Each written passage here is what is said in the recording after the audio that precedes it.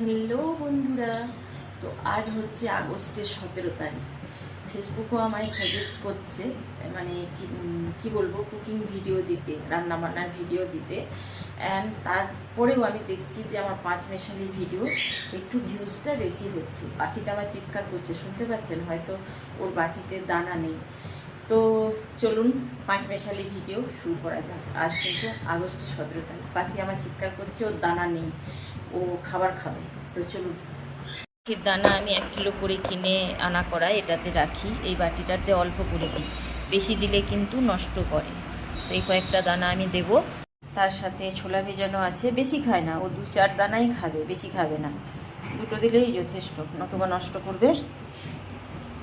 দানা দিয়েছি, ছোলা এনেছি, খাও। আদা দিয়ে লাল চা আমি নামিয়ে নিলাম, বাঙালি আমাদের তো চা মুড়ি পেলেই যথেষ্ট। তো চা এবার আমি খাবো। তো এখন তো আমি স্কুল যাওয়ার জন্য রেডি। তো এই দেখুন বাইরে ঝুরু ঝুরু করে বৃষ্টি পড়ছে। তো আমাকে কিন্তু এই বৃষ্টির মাঝে আমাকে সাইকেল নিয়ে বেরিয়ে যেতে হবে। তো বাইরে আবার বৃষ্টি আরম্ভ হলো বন্ধুরা। আর বিষয়টা হচ্ছে যে আমি স্কুলে আসি তখন যতটা ফ্রেশ থাকি, স্কুল থেকে যখন বাড়ি যাই ঠিক ততটাই ক্লান্ত হয়ে যায়। ঘেমে, কারেন্ট নেই, ফ্যান নেই, অনেক কিছু ব্যাপার আছে। এই যে একটা আশা দিদিমণি মারা গেল, আমাদের অনেক আইসিডিএস দিদিমণিরাও মারা যাবে। অনেকে অনেক রকম ভিডিও বানাচ্ছেন, জেলাসি ভাব থেকে বানাচ্ছেন, যোগ্যতা নিয়ে প্রশ্ন তুলছেন আশাদের, আইসিডিএসদের। তো বিষয়টা হচ্ছে সরকারের কাছ অবধি অনেক বিষয় যাচ্ছে। এই যে সোশ্যাল মিডিয়াটা কিন্তু সাংঘাতিক জিনিস, ঠিক আছে? তো বিষয়টা হচ্ছে পজিটিভ ভিডিও বানান, অনেক ভ্যাকেন্সি খালি, অনেক জায়গায় অনেক রকম কথা আমাদের শুনতে হয়।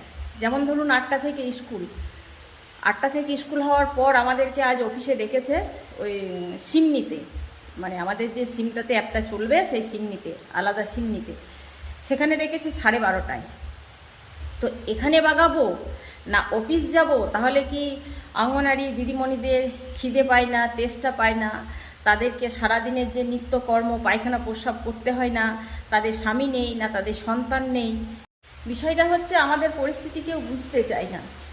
হেল্পার নেই, একা হাতে রান্না করা।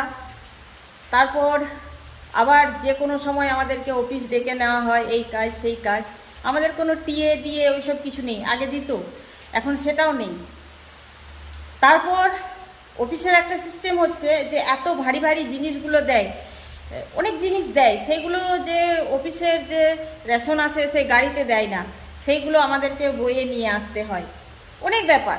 এখন মনে হচ্ছে যে প্রমোশন বাদ দিয়ে ডিমোশন হলেই ভালো হয়, মানে আইসিডিএস ওয়ার্কারের থেকে হেল্পারের কাজটা অনেক মজার। কিছুই তো নেই।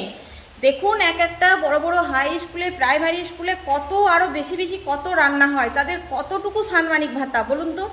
এখানে বাঁচ যায় আমাদের, খাটালি হয় আমাদের। এই যে 10,000 টাকা ফোনের টাকা, 10,000 টাকাতে ফোন হয়ে যাবে, এই যে দুর্মূল্য বাজার, সেই ফোনটা আমাদেরকে কিন্তু কিনে রাখতে হয়েছে। এই যে সরকার নতুন সিম দেবে, সেই সিম বললে আমাদের ব্যক্তিগত কাজ আর কোনো কাজই হবে না ওই ফোনটাতে, তাহলে আরেকটা ফোন কিনতে হবে। আবার সরকার থেকে বলা হয়েছে যে যখন রিটায়ার করবে সেই ফোনটা জমা দিতে হবে অফিসে। তাহলে 10,000 টাকায় কি ফোন হয়েছে? কিন্তু হেল্পারদের এইসবের কোনো হেপা নেই, ফোনে ডাটা তোলার হেপা নেই হেল্পারদের। তারপর এখন নতুন সরকার এসে উনি কিন্তু অনেক আমাদের কথা ভাবছেন, ডিমের দাম তবু একটা সামঞ্জস্য পর্যায়ে এনে দিয়েছেন। কিন্তু 6.5 টাকায় ডিম কিনে, 9 টাকায় ডিম কিনে 6.5 টাকায় রেট পেয়েছি অফিস থেকে। হেল্পারদের কোনো হেপা নেই। এই যে 4-5 মাস বিল পাইনি, এই 17 আগস্ট, ঠিক আছে, ওই ন্যূনতম সাম্মানিক ভাতাটা থেকে মানে ডিম কিনে স্কুলে কিন্তু 4-5 মাস খাইয়ে যাচ্ছি। এখানেও হেল্পারদের কোনো ভাতা নেই। কিন্তু হেল্পারদের ঠিক আমাদের মতোই যে কোনো সরকার আসছে, মানে আমাদের যতটুকু সাম্মানিক ভাতা বাড়ছে ওদের কিন্তু ততটুকুই বাড়ছে। মানে এখানে কোনো কি বলবো, কাজের ফারাকের তফাতে হিসাবে হচ্ছে না, মানে কেউ খেটে মরছে আর কেউ উতে মারছে। তো বিশ্বাস করুন এখন আমাদের সত্যিই মনে হচ্ছে যে প্রমোশন বাদ দিয়ে ডিমোশন হলে ভালো হয়। অনেকে দেখছি কেউ একটা কাজের লোক রেখে দিয়েছে খিচুড়ি ঘাঁটতে, কি সুন্দর বিন্দাস, আত্মীয় স্বজনের বাড়ি ঘুরে বেড়াচ্ছে, কিন্তু আমাদের অ্যাপটাতে একটা লোকেশন ফিট করা থাকে, সেই লোকেশনেই কাজটা করতে হবে। তাহলে আমাদের আইসিডিএস দিদিমণিদের কোথাও যাওয়ার উপায় নেই। আমার মায়ের যে এত অসুস্থতা, আমি মেয়ে হয়ে কিছু করতে পারিনি। আমার ভাইয়ের বউরা যা করেছে, আমি মেয়ে হয়ে কিচ্ছুটি করতে পারিনি। তাহলে বলুন তো, এই একজন উতে মারা, একজন খেটে মরা, এটা ভোজবাড়িতে 1-2 দিনের বিষয় হয়। এখানে সত্যিই মানে খুব করুণ অবস্থা আমাদের। ওই যে বললাম যে আমাদের এখন মনে হচ্ছে যে হেল্পার হলে ভালো হতো। তো বিষয়টা হচ্ছে সব জায়গায় অনেক ভ্যাকেন্সি খালি, বিগত সরকারে কোনো কর্মসংস্থান হয়নি।